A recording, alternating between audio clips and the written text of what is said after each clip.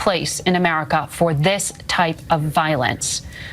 Our coverage of these unfolding events will continue on CBS News 24/7 in your late local news. And tomorrow we will bring you a special expanded coverage of this developing story anchored by our colleague John Dickerson starting at 9 a.m. Eastern. Following that, I'll bring you Face the Nation. This has been a CBS News special report. I'm Margaret Brennan. For all of us here at CBS, we pray for democracy.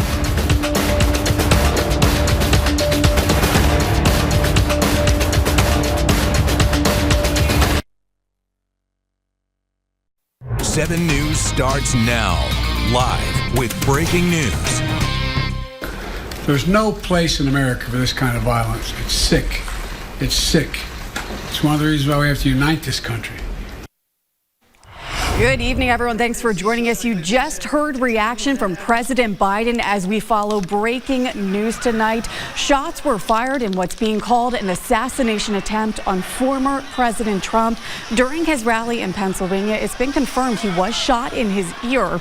The Secret Service says the suspected shooter and a person attending the event were killed. 2 others are critically hurt tonight. There's a lot to break down with still many questions on how it happened. The team coverage tonight, starting things off with Lauren Linder.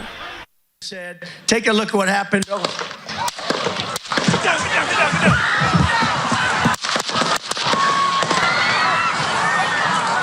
Secret Service agents rushed former President Donald Trump off stage after shots were fired, moments after he began speaking at a Saturday evening rally in Butler County, Pennsylvania. The Secret Service says a man attending the rally was killed. A doctor standing nearby tried to help him, performing CPR. The guy had spun around, was jammed between the benches. He had a headshot here. Trump raised his fist as he left the stage. On his Truth Social site, the former president said he was shot by a bullet that pierced the upper part of his right ear. I knew immediately that something was wrong and that I heard a whizzing sound, shots, and immediately felt the bullet ripping through the skin, he wrote.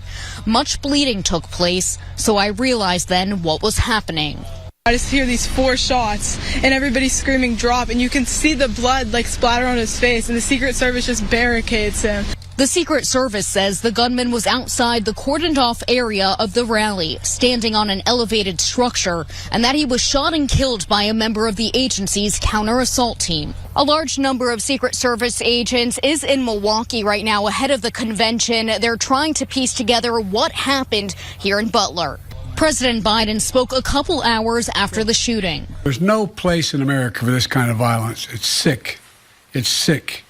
It's one of the reasons why we have to unite this country. We cannot allow for this to be happening. We cannot be like this. We cannot condone this. This was Trump's last rally ahead of next week's Republican convention in Milwaukee. He was taken away in a motorcade and again held up his fist as he got into his SUV. Lauren Linder, CBS News, Butler County, Pennsylvania. Now, the Secret Service says it's currently adding more agents to help increase security moving forward. Plans are in the works to expand the security perimeter at the Republican National Convention, which Trump's campaign announced he will attend. The FBI is now the lead agency handling the investigation. Our team coverage continues tonight with Scott McFarlane, who was at the rally when those shots rang out. He's in Butler with an eyewitness account of what he heard and saw. It was uniquely jarring. Again, it had that same sound of fireworks, that same tone, that same volume, and that same rapidity, a series of about 8 to 10 of those. It took just a few moments, though, for us to realize it was something much more sinister than that. There would be no place for fireworks at an event like this. I was up on a press rafter, facing the former president from above, and those of us on the rafters jumped below to get beneath them, with all kinds of equipment and tables falling on top of us to shield ourselves. And we could look out and see other members of the crowd, of which there were thousands here today, doing the same, kind of face planting into the ground, into the grass, up against the bike rack barriers that surrounded all the chairs here. We could see after the former president was moved off the stage, some group of law enforcement in paramilitary gear rush as a unit to what would be the former president's right side of the stage. From our view, the left side of the stage, about 90 seconds after. Soon after that, we saw 2 helicopter landings, helicopters that almost immediately lifted back up. It's spoke to a lady who was in the front row, just steps away from the former president, who also described seeing a teardrop-style form of blood on the side of his face and a little more around his ear. And she heard him say, "Gotta get my shoes," to Secret Service, she says, before the former president was ushered off the stage. And that was Scott McFarlane reporting. Reaction is also pouring in from South Carolina lawmakers. U.S. Senator Lindsey Graham says he's also grateful the former president seems to be okay. South Carolina Governor Henry McMaster says the risks and forces President Trump is willing to face to serve his country are unbounded writing. He faces the face of America's strength today. Now, former South Carolina Governor Nikki Haley on the shooting, quote, "This should horrify every freedom-loving American. Violence against presidential candidates must never be normalized." We have more coverage of the rally and the shooting tonight right on our website at gwes-eas.network. You can also find the latest updates on our free 7 News app. Breaking news in Pickens County. The South Carolina Law Enforcement Division is investigating a deadly shooting involving an officer. Our Scarlett Lizjak was at the scene today and has the latest developments. I'm outside of the Easley Estates mobile home park where officers say a domestic dispute ended in a shooting involving an officer. The Easley police say around 1:30 this afternoon, officers were called to Scott Avenue regarding an argument between a man and a woman. Initially, it started as an argument. As officers were responding, we received additional information while on the way to the scene that the female had been pushed and struck her head on an object. Officers say when they arrived on scene, they saw the woman standing outside with a child and were escorted away from the scene while the man went back inside the home. The situation kind of fluctuated back and forth, the male going from inside to outside. When the initial officers arrived on scene, the male did re-enter the home. We received information that he may be armed with a weapon. Officers say not too long after, the man came out of the home and pointed his weapon at officers. That's when at least one officer fired. It sounded as if he was barricading himself inside the home. Eventually, officers attempted to call him out. He did then come out the front door of the home, raised his shirt, and he was presenting himself as armed. Officers again tried to communicate with him, and during the course of that incident, the male then presented the weapon at officers, and at least one officer did fire their weapon. The Pickens County Coroner's Office was called to the scene. We do have one subject that was pronounced dead here on scene. It is a male subject, and he's in his 30s. It's still an ongoing investigation right now, but we do know that he has at least one gunshot wound. SLED is investigating the incident, reporting in Easley. Scarlett Lizjak, 7 News. Now, the coroner has identified the man who was shot as Daniel McGoldrick. We're told no officers were hurt during that shooting. Let's get a check-in now with meteorologist Dan Bickford for a look at your forecast and what turned out to be a pretty muggy day. Dan? Hot and muggy, highs in the low to mid 90s, just enough moisture to kick off a few isolated showers and a stray rumble of thunder or two. We saw that this afternoon into the evening, very hit and miss. A lot of folks stayed dry, and with the loss of daytime heating, we've seen all of that go away, although it is still pretty warm out there. It's mid 80s in Greenville and Gaffney, but we're looking at a lot of 70s in many other locations this evening. Look for lower 70s in the morning, maybe a few mid 70s, mid 60s in the mountains. We should see lots of sunshine tomorrow. We're deep into the 90s and close to 90 in the mountains. We'll also have a chance of a couple of those hit and miss showers and storms once again. Like today, they should be very spotty in nature. We're even hotter to start the week, but we've got some changes ahead that should cool us down. More on that coming up. Dan, thank you. The breaking news keeps coming tonight. We'll take you to Asheville now. That's where police say a man was killed in a fight. Officers tell us they were called to an apartment complex on Depot Street just before 7:30 this evening. That's where they found a man who was hurt from a fight that police say did involve weapons. The man was taken to the hospital where he died. We don't know his name just yet. Investigators say they're treating this case as a homicide. Police say a person of interest is in custody. Cherokee County Emergency Management says one of their emergency vehicles was hit by a distracted driver. This here is a picture of the scene and the fire truck this morning along I-85. Emergency Management tells us the driver who struck the truck was reportedly messing with their GPS and speeding through the scene of an accident. Officials say luckily no one was hurt, but both vehicles have significant damage. Well, buckle up, folks. Many more members of law enforcement will be on the roads next week looking for speeding drivers. It's a part of an initiative happening across the Southeast. Our Chloe Salsameda explains. Next week, law enforcement agencies across South Carolina will be looking for people who are speeding and driving recklessly. It's part of a campaign called Operation Southern Slowdown. Just 7 months into the year, and more than 460 people have died in traffic crashes in South Carolina, according to the Department of Public Safety. Across the nation, speeding is the highest contributing factor for collisions. In Oconee and Pickens County, we've had over 18 fatalities this year. From Sunday, July 14th to Saturday, July 20th, law enforcement in South Carolina, Tennessee, Georgia, Florida, and Alabama will take part in Operation Southern Slowdown, where officers will look for drivers who are speeding. The Clemson University Police Department is one of the agencies taking part in this. So we definitely want to have more officers out and present, during those times. Law enforcement will focus on patrolling some of the busiest areas, like highways and interstates. For CUPD, what we will do is we will enhance our operations, focusing on areas of priority that we normally see higher rates of speed, focusing on the corridors of US 76, South Carolina 93, Perimeter Road. The campaign comes in the middle of what's known as the 100 Deadly Days of Summer, a time when law enforcement says there has historically been an increase in the number of deadly crashes involving teens. You have more people on the roadways, people are out of school, going on vacation, you have more parties and celebrations, things like that people are partaking in. Officers hope their efforts next week will remind drivers to slow down and potentially prevent crashes and save lives. In Greenville, Chloe Salsameda, 7 News. Now, during last year's Operation Southern Slowdown, we're told more than 6,200 speeding citations were issued across the Palmetto State. In other news, we're learning more about the resurfacing of some downtown streets in Greenville. Crews started work this week to repave West Washington, Broad, and Fall Streets.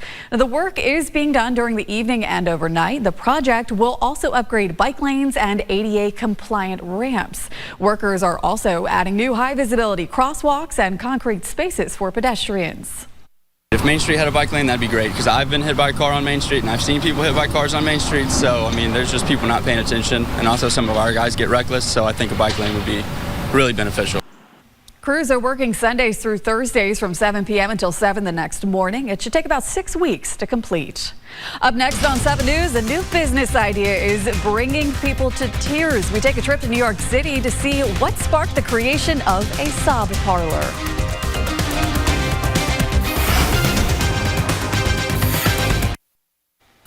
New tonight, Dr. Ruth Westheimer, a sex therapist who became a media star and best-selling author, has died. Her publicist says she died at her home in New York City yesterday. For decades, Westheimer encouraged open dialogue about topics that were not usually talked about openly to her audience of millions. Her local radio program launched her into the national spotlight in the early 1980s. Westheimer was 96 years old. Take a look at our weather right now. Mostly sunny and hot day today. That saw our high temperatures mostly in the low to mid 90s across the upstate. Gaffney was a little cooler at 89. Officially 95 at GSP. Anderson saw 96 degrees today. We hit 91 in Asheville as well. We're actually probably going to, at least in the upstate, gain a couple degrees on these numbers tomorrow. The mountains will be pretty close to what we saw today. A lot of heat, a lot of humidity. This time of year, that often gives rise to a few isolated showers and storms. We did see that, and the last of those faded out not long after sunset. We will have a couple lingering clouds for a time, but for the most part, we're going to be mostly clear overnight. High pressure control. It's a dome of hot, high pressure, and that's going to keep us hot. The temperatures build a bit tomorrow. Now, for the most part, this high pressure center did a pretty good job in limiting the coverage of showers and a rogue thunderstorm today. All the heat and humidity, though, kind of busted through that high pressure and gave us a few showers. We're probably going to see a similar situation tomorrow. Most folks are going to be dry, but afternoon through early evening, a couple of isolated showers or a brief thunderstorm will be possible. Not everybody sees that, and a lot of folks just stay dry. 84 right now in Greenville, 79 in Spartanburg. We're looking at some 70s in the mountains, 60s out around Franklin. Winds are light, and they'll be light and variable tonight. Again, high pressure and control of the weather. We start off tomorrow morning mostly clear. Look for a lot of sunshine. Look for that moisture to start to bubble up as we go into lunchtime. That might give us a couple showers midday in the mountains, and then we'll see a few showers in the the mountains, and maybe a stray shower or thunderstorm in the upstate before the day is out. All of that fades with the loss of daytime heating, and then we just do it all over again on Monday, except we're probably going to be even a degree warmer on Monday. So we're going to stay very hot. We're going to stay humid, and that's going to keep our heat index values elevated as well.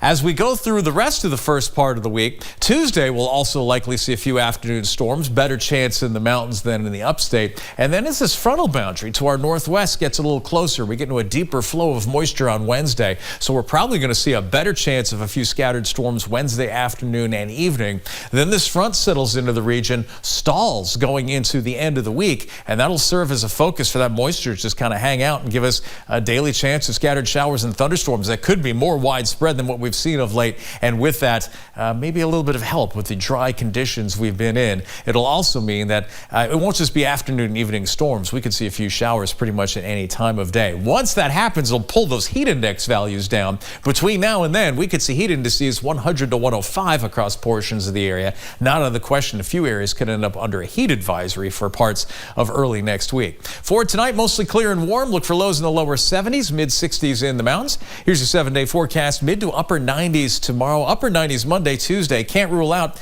a couple of isolated storms each day, but most folks stay dry. Can't rule out hitting 100 degrees Monday, Tuesday. Wednesday, mid 90s, but a better chance of scattered afternoon storms. And then with that front stalled out in the region, we'll have more widespread potential for needed rainfall and cooler temperatures. We're still looking at 90s Thursday, but we may stay in the 80s Friday, Saturday.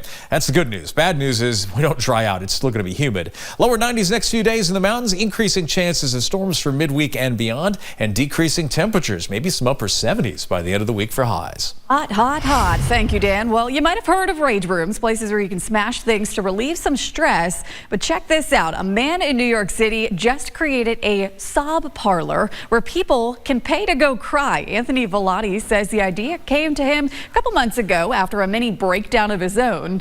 Finding relief through crying sparked him to think about how people could benefit from the practicing of shedding tears versus a reaction. Now, for 30 minutes, customers can sit with music, written prompts, and comfy furniture, all designed to bring on the waterworks. It really allows you to, in private, really dwell on thoughts and feelings that a workplace, a home, a spouse, kids may not afford all that much time to do in regular life. Now, there is science to back this up. Researchers have found a good cry can produce chemicals to make us feel better. Psychologists also caution against releasing negative emotions if you're alone. A new government report shows the cost of car insurance is rising quickly, up nearly 20% since last year. The national average for full coverage sits at $2,300 a year or $190 a month. Experts say the rising prices and parts of labor are to blame. They also believe the way people drive is more risky with speeding and distractions. Some drivers are making the tough and sometimes illegal choice to cut costs. Some people are making the choice to essentially break the law and not purchase coverage. The other key piece that we are seeing that, people are looking at increasing deductibles. Some people are dropping physical damage coverage. There are ways to save. Experts recommend shopping around and looking for ways to bundle with home or renter's insurance. You can also ask your insurer if they give a discount for sharing driving data or taking an online safety course. Many upstate students are already preparing for the upcoming school year. People from all over Lawrence County showed their support by bringing school supplies and cash donations. It was part of the Sheriff's Office's Fill the Cruiser School Supply Drive yesterday. Sheriff Don Reynolds says the event is crucial for families in the area. We see the same people that they are in need themselves trying to help others, and that's pretty touching, when you see people that are down and out, need help, and they're helping others too. That's pretty good. They're accepting donations to their office on West Main Street through July the 26th. The next giveaway will be Saturday, July 27th from 9:30 a.m. to 12:30 at the courthouse. Coming up next, we'll check in with sports as the Braves look to finish out the first half of the season strong as they continue a weekend series against the Padres. Also on the way, NASCAR is on the tricky triangle this weekend with one Xfinity driver racing his way to victory lane for the first time this season.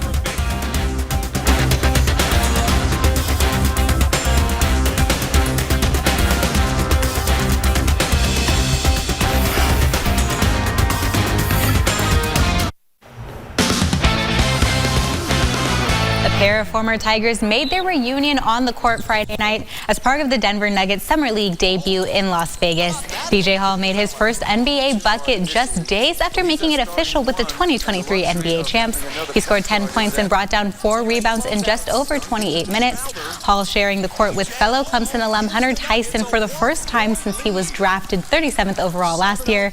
Tyson ended the night with 15 points, though Denver did fall short to the Clippers 88-78. Good evening, everyone. Also taking the court are the Hornets, who continue to impress during Summer League play after making it 4-0 so far through the showcase.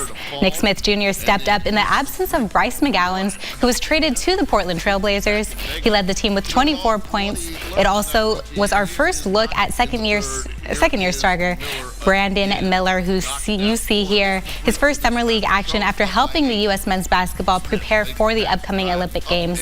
Miller drops 23 points, including 5 3-pointers and 8 rebounds on the way to the 94-90 win over the New York Knicks. On the diamond, the Braves look to wrap up the first half of the season with a series win against the San Diego Padres. Unfortunately, the momentum from Friday night's win didn't translate over to Game 2. In the bottom second, David Peralta hits a double deep to left to make it 1-0. The Padres would add 3 more by the 9th. Down 4-0 with a full count and 2 on. Sean Murphy is grounded out to the shortstop for Atlanta's 5th shutout in the last 36 games. Just 5 hits for the Braves, who face San Diego in the series finale Sunday at 4 p.m. The Greenville Drive off to a quicker start against Rome. Mikey Romero scores on an error by the Emperor's first baseman to make it 1-0 in the first. Not much action after that for Greenville. Rome got out to a 3-1 lead off this EJ Exposito double and would not look back. 9 hits for the Drive result in just 2 runs in the 5-2 loss, with the series win or tie in the balance Sunday at 1 p.m.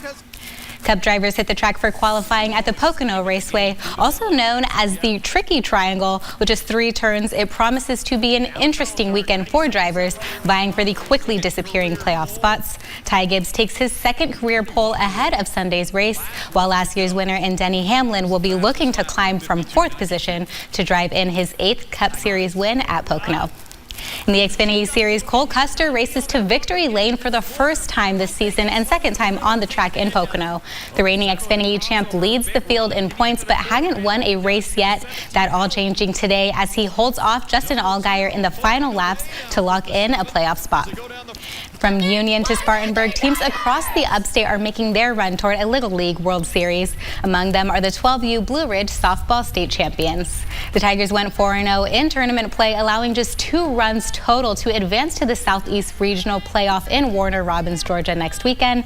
And after falling just short in last year's state championship, this team is excited to represent South Carolina and the Blue Ridge community on its biggest stage yet.